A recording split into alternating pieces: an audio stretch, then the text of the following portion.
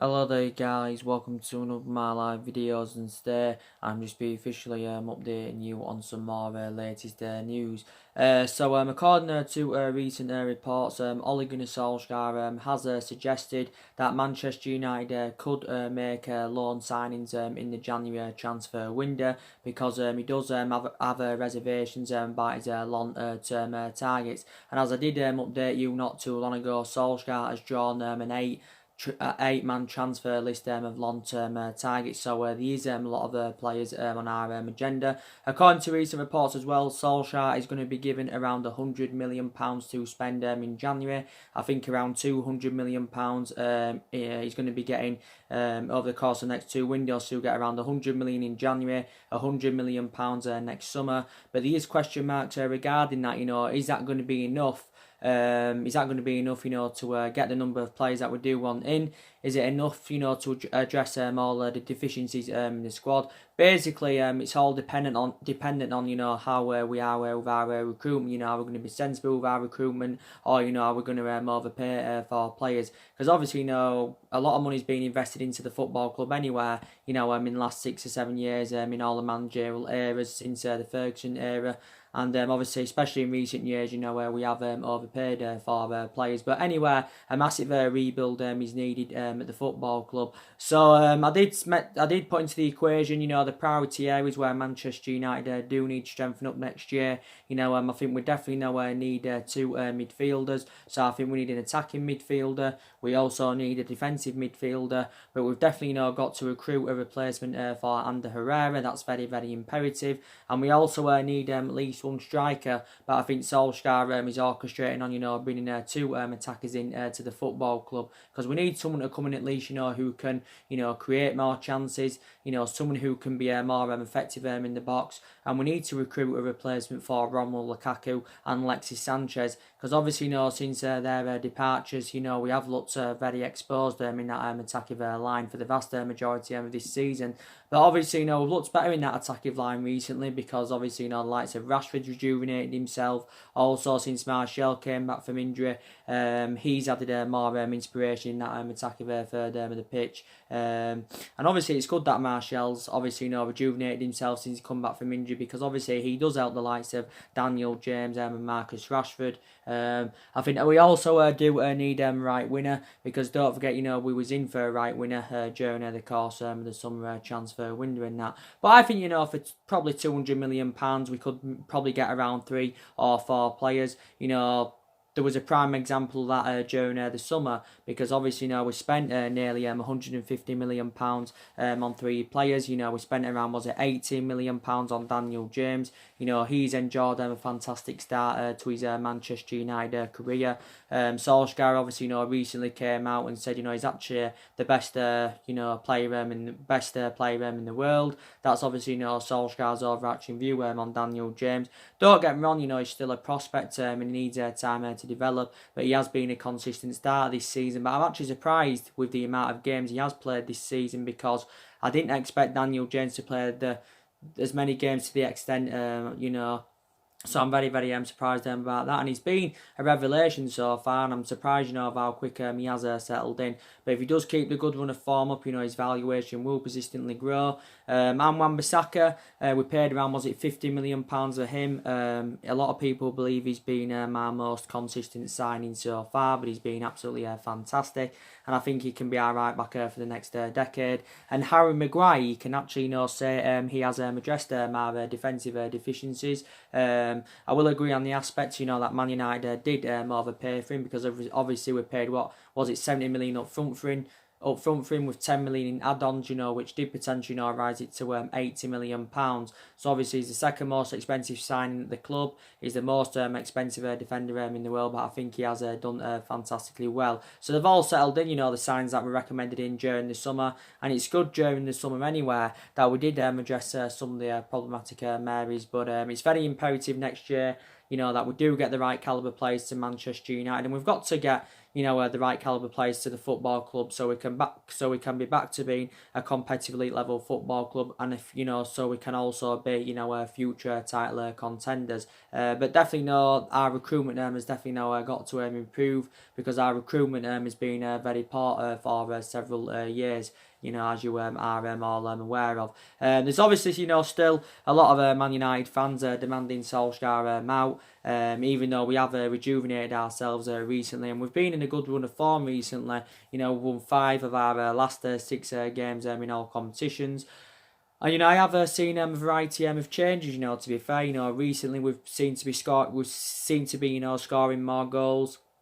Recently, we have been creating more chances, because analysing it for the vast majority of this season, in a lot of games, we have been struggling to create chances, and this explains, why we haven't been scoring enough goals. Like I said, Rashford rejuvenated himself, Martial, and that's done well, and quite a lot of players have stepped up to the plate.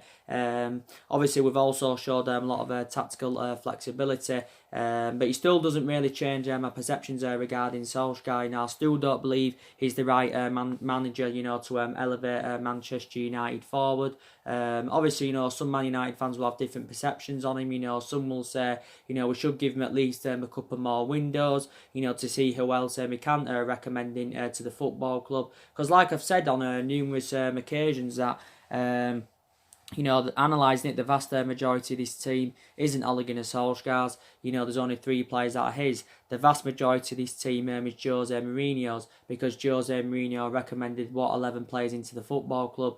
Now, take into account Solskjaer is inheriting the vast majority of them, so you could also take that into account. So he's basically still in the process of rebuilding. Like I did say to you on my recent videos, if we can keep this good run of form up until the end of the season, well, at least until January, then my perceptions may start changing regarding Ole Gunnar Solskjaer. And obviously in recent weeks in that there has been managers on our agenda, who could replace Solskjaer at the football club. But I do believe us getting rid of Solskjaer at any time, especially at this present time, wouldn't really solve any problems at Man United. We haven't, got the structure, to keep sacking managers and that, because it, and we've already sacked 3 managers, since the Alex Ferguson era. And I do believe that Solskjaer is still under some pressure at the football club. Obviously, reflecting back before the Liverpool game, Solskjaer was under intense pressure in that. So you could arguably say that the game against Liverpool the games against Liverpool and Norwich, you could say they arguably saved Ole Gunnar Solskjaer's managerial tenure at Man United. And obviously, if we did decide to sack him, obviously it would cost the club. We'd obviously have to pay something in compensation. But I obviously give you the couple of reasons why we recommended Solskjaer in after the sacking of Jose Mourinho in December of last year, is because obviously Solskjaer knows the traditions of the football club. He was a great long-serving player for 11 years for Man United, and he has got that proven pedigree as a player. And obviously when he was a player, he's totally comparison now, to how he is as a manager, because I just don't really think he's got that managerial experience to the highest level. It doesn't mean he won't succeed at Man United. It's just that's just my what I'm saying on all of it. But it doesn't mean he will not succeed. But Solskjaer has been at Man United in total now, for around 11 months, as you all know. So he has been here just under a year. He has been permanent boss obviously for around 8 months. And the other reason why we recommended him in, because obviously he was a cheap solution. We didn't really have to pay that much to Mould, of course, to recommend him in and that. Obviously you've got Ed Woodward. Also a lot of Man United fans are demanding him out. Ed Woodward obviously has got the same perception as Solskjaer, because he's recently believes that he's the right man for Man United. he actually assured recently, that his job is safe. And obviously, still some of our players that think Ole Gunnar Solsjaker is the right manager for Man United. Don't forget, Rashford recently came out and he obviously believes that Ole Gunnar Solskjaer is the right man to lead Man United forward. Ashley Young also came out not too long ago and he thinks he's the right man, because Ashley Young did say before that he believes that Solskjaer is revived Alex Ferguson's spirit at the football club. So still quite a few of our players are obviously now willing to back him. So like I did say to you, we have got a lot of players on our agenda, who we could go in for next year. Solskjaer has obviously identified two of his main priority targets, and that's obviously Red Bull Salzburg's Erling Haaland and Borussia Dortmund's Jadon Sancho. But I am very, very sceptical that Manchester United will land them in January. So maybe this is the main factor reason why Solskjaer is considering, making some loan signings in January. Reports emerged out the other week saying that it could cost us in the excess of around £200 million if we are to get Erling Haaland and Jadon Sancho into the football club, and obviously £200 million is a substantial amount for two young upcoming players. But I do believe from my own perception that they would be the right calibre players for Manchester United. Don't forget, recent reports came out about Erling Haaland saying his father, Alf Inge, had visited Manchester United's training ground. So obviously, that had fueled more speculation. And I think, he's been a revelation this season for Red Bull Salzburg. I think this is his actual first season with Red Bull Salzburg. But I think the beneficial thing about us recommending him into Manchester United is that he has played under Ole Gunnar Solskjaer's guidance during his period with Mould. And I think Solskjaer is keen on that reunion with the player. I think he is only the age of 19. This season for Red Bull Salzburg, I think he scored like 26 or 27 goals in 18 games in all competitions. So he has done really, really well. So he has been a prolific goal scorer this season. I think quite a few clubs have attracted their interest in the player. Obviously, it's good if he came to the Premier League, though. It would be a different, it would be a different era for the player. He'd be, in English football. He'd be playing monster different plays. So it would be interesting to see how he would cooperate if he did come to the Premier League. But I definitely believe he would be a good, adequate replacement for Romelu Lukaku. But disregarding Jadon Sancho, with him, he's still going to cost around 75 or 85 million pounds alone. So that is a substantial amount. Regarding Jadon Sancho, very, very good player. We've actually been long admirers of Jadon Sancho, and I do like Jadon Sancho a lot. It said a couple of weeks ago, that we are regarded as the favourites to sign Jadon Sancho, because he came out recently and said he's going to be leaving Borussia Dortmund next summer. Well, I think if we are to get Jadon Sancho, it's imminent that we'll get him next summer rather than January. I'm actually sceptical about, getting him in January. But he did say, he wanted to leave Borussia Dortmund and that. Also, Liverpool have been interested in him. Also, PSG and Real Madrid have been in for Jadon Sancho. But he's now into his third season there with Borussia Dortmund. Obviously, he's enjoyed two seasons with them where he's actually done very, very well. But he has been a revelation in Germany since his arrival from Man City back in 2017.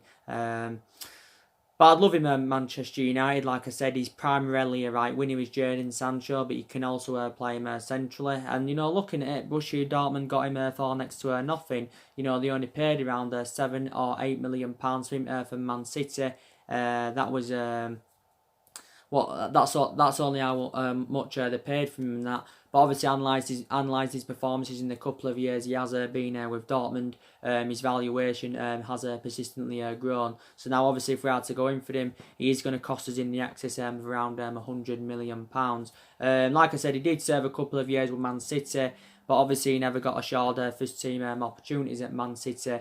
and this is the main factor reason why he left Man City to join Borussia Dortmund. But he's still under contract, I think, with Dortmund until 2022. He was our main priority target as well back in January, but obviously we didn't get him, with our failure to qualify for the Champions League. But obviously, when you're not in Champions League football anyway, it's going to be harder to attract players to the elite level. So I just want to take that into account. And obviously, we're not in Champions League football and that. And like I did mention, didn't I, at the start of this season, I said, it's very imperative that we do get in that top four this season so we can get Champions League football. And I initially said that that's our expectations this season, is to probably finish in that top four. So obviously it can give us, so it can create a platform, it can give us something to build on. We're obviously 10 points behind top four now. Obviously we reflect on the results yesterday, and obviously now we are currently sitting I think 10th in the league. So we are 10 points behind top four, so I'm very sceptical about, as getting that top four this season. Like I did recently mention, I think our only route to Champions League football is progressing in the Europa League. And the positive is, we are in the knockout stages of the Europa League, with still 2 games remaining. So that's obviously, very, very positive. That's a positive. But obviously, Solsjaker sees the Europa League and, the Carabao Cup as more opportunities, to give the youngsters, more experience in that, which is obviously, very, very good. Does play also a lot of the experienced players, but in them games, it makes a lot of, rotations in the squad. But I still think the Premier League is a priority. But yeah, there's also like I said, other players on our agenda. Also, Moussa Dembele is on our agenda. We was in for Moussa Dembele during the course of the summer transfer window. He wasn't one of our main priority targets, so we was tentatively linked with Moussa Dembele. If we are to go in for him next year, he will cost the club a substantial amount of money. I think we'll probably have to pay in the excess of around 60 or 70 million pounds. But I think the beneficial thing about us, recommending Moussa Dembele in is that obviously, he's played in the Premier League when he was younger with Fulham. He actually, began his senior career with Fulham, and he endured around 3 years with Fulham in their senior squad, obviously. Then obviously left Fulham, had a good couple of years in Scotland with Celtic. And then obviously, after that, he joined Lyon. Now, he's currently at Lyon now. Lyon paid around £20 million to him last summer. He did sign a 5-year contract with Lyon, so he is under contract with them until 2023. So he's got around 3.5-4 years left of his current contract. But he's done really, really well for Lyon. I think he's actually not enjoying a difficult time at the moment. But I think he'll be the right calibre player for Man United. Only 23 years of age. Obviously, he's an out-and-out number 9, so I'd love him at the football club. So he's another one of the players on our agenda. Mario Mandzukic, I've been keeping up to date regarding Mario Mandzukic now for at least a month or so, because there has been a lot of narratives going on in the mainstream media about Mario Mandzukic. Whether he comes to Man United or not, I still believe either way he's going to be leaving Juventus, because Mario Mandzukic is served his 2 requirements at Juventus.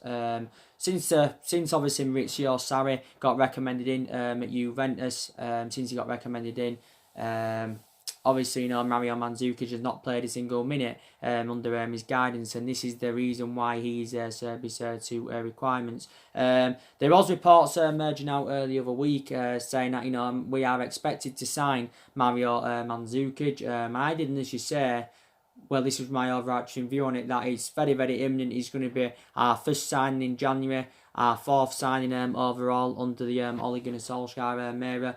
And it was just the other week, it wasn't too long ago, saying that if we could reach an informal agreement with Juventus before January, Mario Mandzukic could start training with the football club in December, which is obviously now next month. The good news is, if we were to get Mario Mandzukic, it's not assured now we'll get Mario Mandzukic, because I think there has been a bit of change of scenery in that.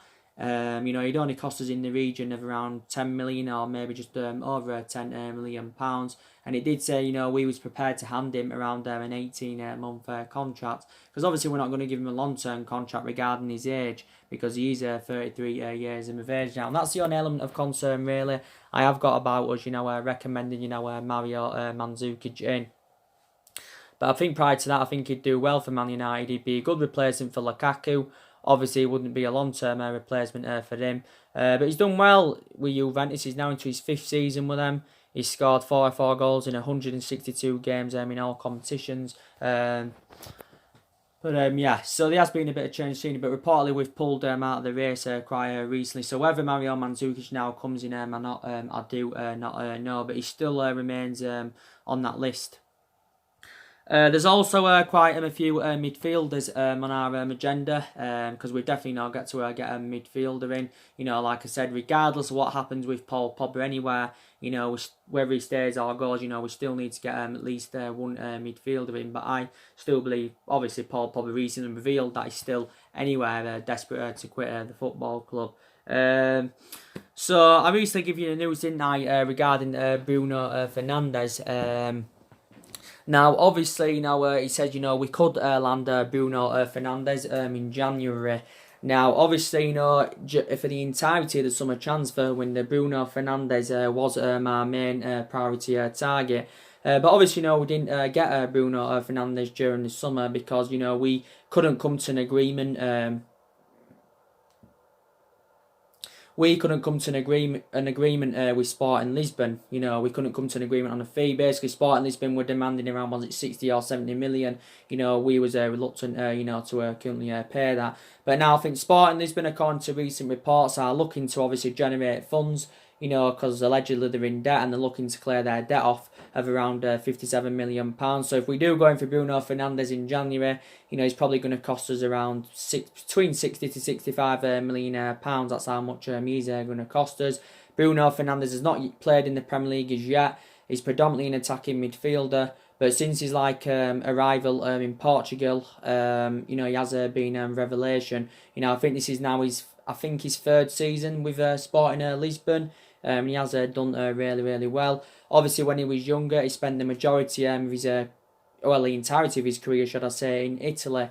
That's where, obviously, you know, he began his career in Italy, you know, with Novria, Udinese and Sampdoria and stuff like that. But he's only the age of 25 is Bruno Fernandes, so he's actually, you know, now nearly in his prime. You know, during the summer there was also Tottenham in for him. You know, Liverpool were sort of tentatively linked with him. I think also Manchester City inquired about getting him. But I think if Bruno Fernandes, you know, came to the Premier League, I probably presume that, you know, he would tear the Premier League apart. But I think he'd fit our system fantastically well anyway, you know, if he did come in. So he's one of the midfielders on our agenda.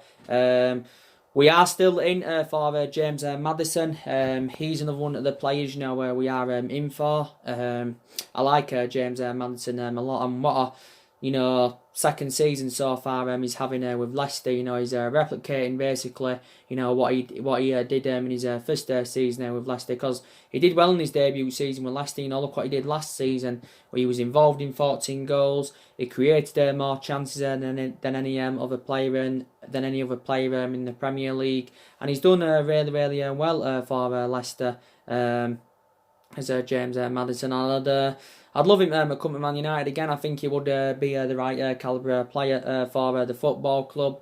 You know, he is predominantly an attacking midfielder, is James Maddison, but you can also play him on the left.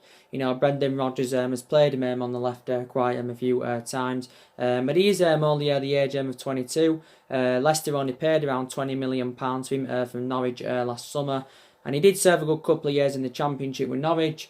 You know, obviously he began his career with Coventry, you know, when he was younger, and I think there was quite a few teams at that point, you know, tracking James Maddison then. I think he's still got around 4 years left on his current contract with Leicester, but reportedly, you know, we've been in for James Maddison since June, but yeah, I'd love him to come to Man United.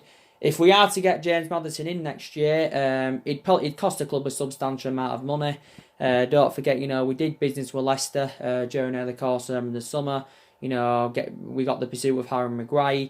for 80 million, as you all know. And I think, if Leicester were willing to soften their stance on James Maddison, we'd probably have to pay a similar fee to what we paid for Harry Maguire, or probably, the exact same. But I'd love James Maddison, Man United. But yeah, there's so many players on our current agenda, as you all know. We do go up, by the way, as you all know, against Sheffield United today. Let's just have a look. We are just over 2 hours away now from kickoff. It's going to be a very, very interesting game. Obviously, Man United and Solsjaker must beat Sheffield United if we do want to keep our hopes up for that top four.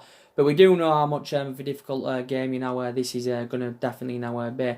Like I said, Sheffield United have been a revelation this season. I think they're now sitting 8th in the league. Obviously, we reflect on the yesterday's results and that. But obviously, before the games kicked off yesterday, Sheffield United were sitting around 5th, or was it 6th in the Premier League. But I think they are sitting 1 point above us at the moment. But they've done really, really well. And, I've got to credit, Chris Wilder. I think, he has done really, really good job with Sheffield United. He's actually now into his 4th season with Sheffield United, is Chris Wilder. Obviously, he's progressed then basically from League One, to obviously, the Premier League and that. So he's done a really, really good job, and he's emulated himself up, and he's emulated Sheffield United up, and obviously he managed various clubs when he was younger. Obviously began his managerial career with Alfred Town, then I think he had a spell with Halifax. Then he had a long period with Northampton, and then obviously he managed Oxford United. Some people actually believe that Chris Wilder would be the right candidate to replace Ole Gunnar Solskjaer at Man United. Some people believe that he would be the right candidate to replace Unai Emery at Arsenal. But I'm very sceptical about Chris Wilder leaving Sheffield United. By the way, this is the first time we are travelling to Bramall Lane for 13 years. But I think, if we can perform, like we did against Brighton and Partizan Belgrade just before the international break, I think if we can replicate that performance, then I think, we can, comfortably beat Sheffield United. But it is, going to be a very, very interesting game. I think Sheffield United themselves are unbeaten in their last 5 games. Obviously, I interpreted some of the stuff that Ole Gunnar Solskjaer mentioned during his press conference the other day. Obviously, I give him reaction to that, like I've just said. Obviously, he provided us with some team news, didn't he? Did Solskjaer and that. Obviously, it's been confirmed that Fosu Mensah, Eric Bay, Diego Dalot, Fosu Mensah, Eric Bay, Diego Dalot, and Paul Pogba and McTominay obviously will not be involved in the game today. Obviously, Bay has been out over knee injury. He's been out over knee injury. Is Eric Bay. But he did confirm that obviously he's back in training. Diego Dalot, I think, has been out with some kind of a leg injury. He's sustained quite a few injuries this season. He also confirmed he's obviously back in training, but yeah. And Fosu Mensah, he's been out of a knee injury. He's been out for quite some time. They did confirm Bay, Fosu Mensah and Diego Dalot all trained, but they're trained away from the rest of the squad. But they're not going to be available for today. And Luke Shaw, Solskjaer did initially confirm that Luke Shaw, Nemanja Matic and Alex Tuanzebe all returned to training. Whether they're match fit or not, I do not know. I think Matic is going to be available for today's game. But I don't think, Luke Shaw and Alex Tuanzebe are well, as far as I'm aware of. Luke Shaw has been out with a hamstring problem. Tuanzebe has been out with a hip injury. So obviously reflects on the amount of injuries we've had this season anywhere. Solskjaer has had to make a lot of alterations in the squad. But yeah, it's good that, you know, players are now coming back from injury. Obviously, Solskjaer did initially confirm that Luke Shaw, Nemanja Matic and Alex Tuanzebe all returned to training. But they're trained away from the rest of the squad. But yeah, it's good that, you know, players are now coming back from injury. Obviously, Solskjaer did initially confirm that Luke Shaw, Nemanja Matic and Alex Tuanzebe all returned to training. Solskjaer did provide us some news anyway regarding Scott McTominay, and he basically said that McTominay is still not expected back for at least another couple of weeks. So it did say that Scott McTominay, could be out until Christmas. It did obviously assure that McTominay is going to be missing the games against Man City and Tottenham next month, which is obviously now a huge disappointment. McTominay during the international break obviously had to withdraw from the Scotland squad due to his ankle injury. McTominay, of course, did have initial scans on his ankle, and obviously to find the extent of the injury, and the injury now is severe. So yeah, he's going to be a big miss. But obviously, Scott McTominay has been a consistent starter this season, and he's done really well, and he has been a revelation. I've still got a limited concerns. Is he the long-term solution for Man United? I'm not too sure about that, but he's definitely deserved to keep his place in the team. Obviously, with Fred, I've obviously got the same perception on Fred. I've basically got with McTominay. I think they are comparisons, so I think they are two different players, but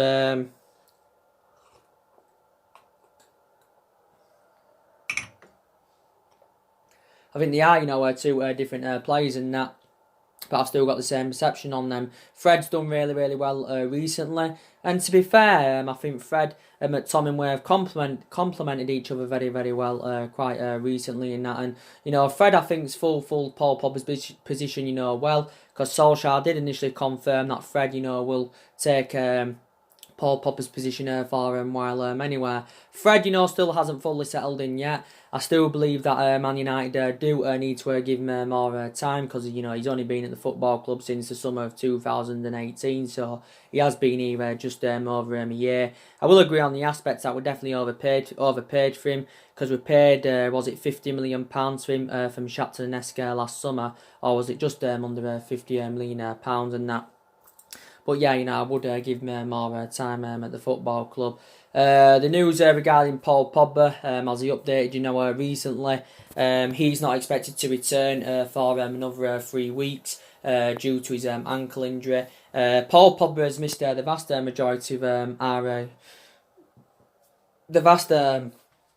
majority of our games this season, due to this ankle injury.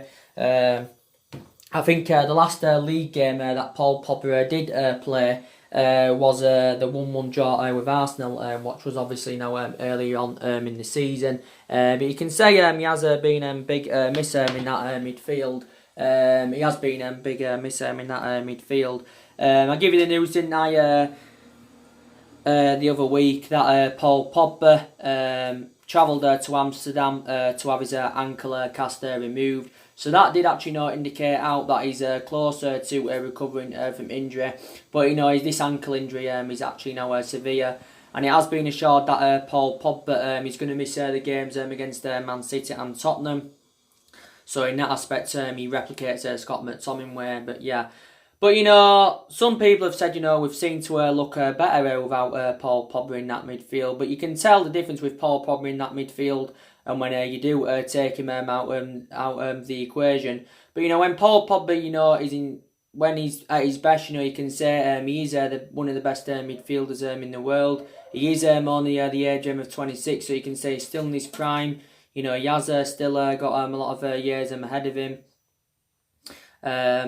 But yeah, and Paul Pogba's now into his 4th season at Manchester United, since he rejoined from Juventus back in 2016. And analysing the vast majority of his, tenure with Man United, he has been mainly inconsistent in comparison to his time, with Juventus and that.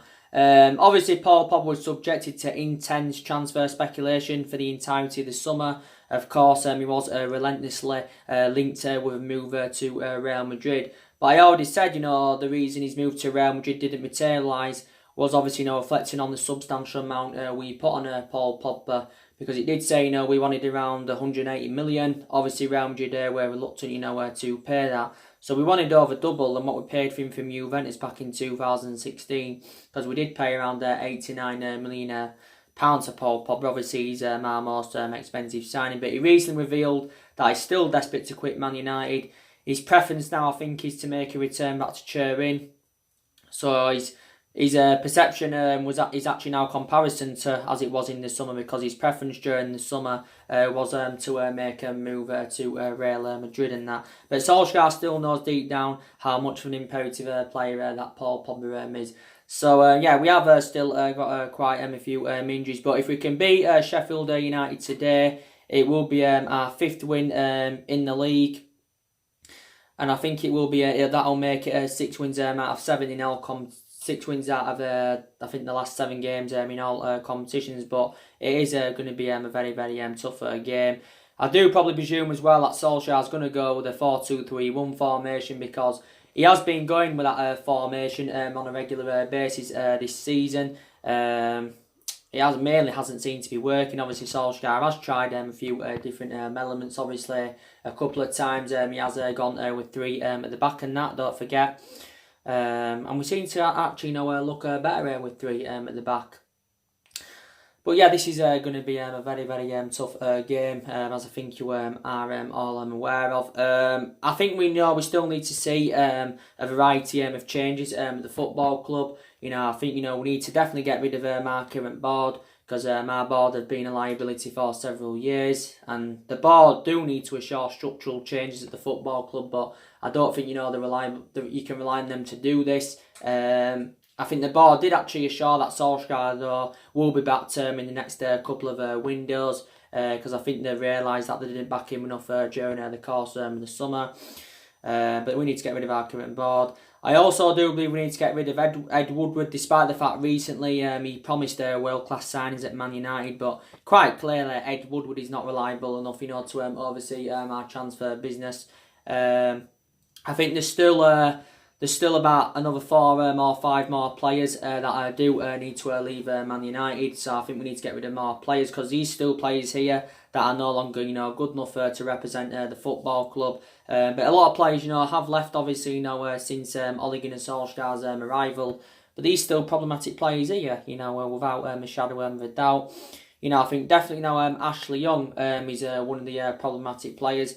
And analysing it anyway, you can say Ashley Young has passed his sell-by date at the football club. Young has been a long-serving player here. Young is now into his 9th season as a Man United player. He's obviously enjoyed 8 years here, but analysing it, you can only say he's had 1 or 2 good years at the football club out of the 8 years he has been here. And that's obviously when he first came, when he was a lot younger. Obviously, we did get Young from Aston Villa. It was a bad mistake for Man United last season, giving him that new 1-year extension. He's 34 now. He's actually 35 next year. He's Ashley Young. I also think that Phil Jones is one of the problematic players. He also needs to be moved on.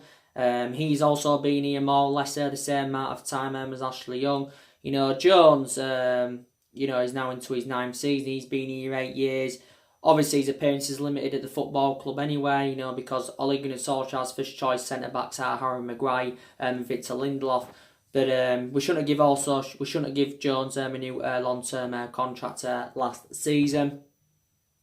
But yeah, he needs to be moved on. Definitely, Matic, definitely one of the problematic players. I was recently reading reports about Nemanja Matic, and it said that Ole Gunnar Solskjaer had laughed rumours off of him possibly joining Tottenham, and yet again reuniting with Jose Mourinho, because maybe Jose Mourinho is interested in recommending him in to Tottenham. It did actually say that Nemanja Matic is likely to leave Man United in January, but if we could get rid of him in January, that would be more beneficial if we could get rid of him in January, to be quite honest with you. Because if we leave it until the end of the season, we'll lose him on a free transfer. So in that aspect, we won't be able to cash in for him, because he comes to a current end of his contract at the end of the season. But we do have an option to extend his contract by a further year. But I'm very sceptical about Man United extending his contract. But Matic isn't getting any younger anywhere. He is now the age of 31. He isn't getting any younger. But I've got so many strong reservations about him. He's too slow. It makes that midfield look totally imbalanced, does Matic. And we basically, just got to get rid of him. And, we overpaid for him because we paid around, was it £40 million for him from Chelsea back in 2017. But now Matic is into his third season at the football club. I haven't really heard much news regarding Chong lately, but as he updated you the other week about Chong, he did allegedly say that he's informed Man United that he will be leaving at the end of the season. And he said reportedly, Juventus are the team that are interested in getting him on a free transfer at the end of the season and that. Reportedly, Chong has gone against renewing his contract because there was actually a lot of speculation about him, extending his contract at Man United, but I'm very sceptical now about this happening. You can say that Chong's appearances have been limited at Man United. He hasn't played as many games to the extent as I thought he would have done. I think he's played on around like 4 occasions as Chong, but I think he's going to be definitely one of the players that's going to be leaving the football club. So yeah, there's still definitely more players that do need to leave Manchester United without a shadow of a doubt. But like I said, Solsjaker has got a 3-year contract with the football club. He'd been given this 3-year contract when he had got the job permanently, back in March. I can assure that Solskjaer, will still be here at the end of the season. But I'm very, very sceptical about him seeing his 3-year contract out. I don't see that happening unless, we can keep this good run form up. But just basically, see what happens. There's another aspect to me that does credit Solskjaer because, he has got a lot of trustworthy in his young upcoming players. He did initially say, didn't he, that, a lot of the young upcoming players would get given their chances this season, and he's obviously, done what he suggested out. And obviously when he officially got appointed in anywhere, he said that everybody, would get given their opportunities, which is also done. So these are some of the things that I do, credit him for. Like I said, I don't think all the young upcoming players are going to become a success at Manchester United. I have got an element of concern about some of them. So I did say we need to, consider, getting rid of some of them next year, definitely. But I can assure that the likes of Mason Greenwood, Brandon Williams and Tuan Zebe, I think they'll all become successes at the football club, definitely. But yeah, so we've got a lot of young players in the squad, and don't forget, Solskjaer, still wants to continue recruiting, young players in and that. And in that aspect, he does replicate, Alex Ferguson, because obviously, Ferguson did develop a lot of young players, so we'll take that into account. But like I said, we have got a pretty decent squad and that. Obviously, just needs to gel together more, needs to play as a unit, which obviously it hasn't been doing for this season. But I did say, didn't I, at the start of this season, I expected us to enjoy a better season this season than what we saw last season. Obviously, despite the 3 signings that we recommended in during the summer, I still didn't expect us, to win the league this season or, mount any kind of title challenge up. But there's still plenty of time, to go now in the season. We're 13 games into the season now. Well, we play our 13th game today, so there's still a lot of twists and turns to come. We haven't won the Premier League, since 2013. That was obviously in Alex Ferguson's last season. So we haven't won the Premier League now for nearly 7 years. But yeah, so hopefully we can beat Sheffield United today. I will be coming up with my match reaction. It will be probably this evening. So yeah. So anyway, guys, drop your comments, likes below on the channel. If you do, consider subscribe as always, and take care. God bless, and I'll see you all again very, very soon. Thanks for watching.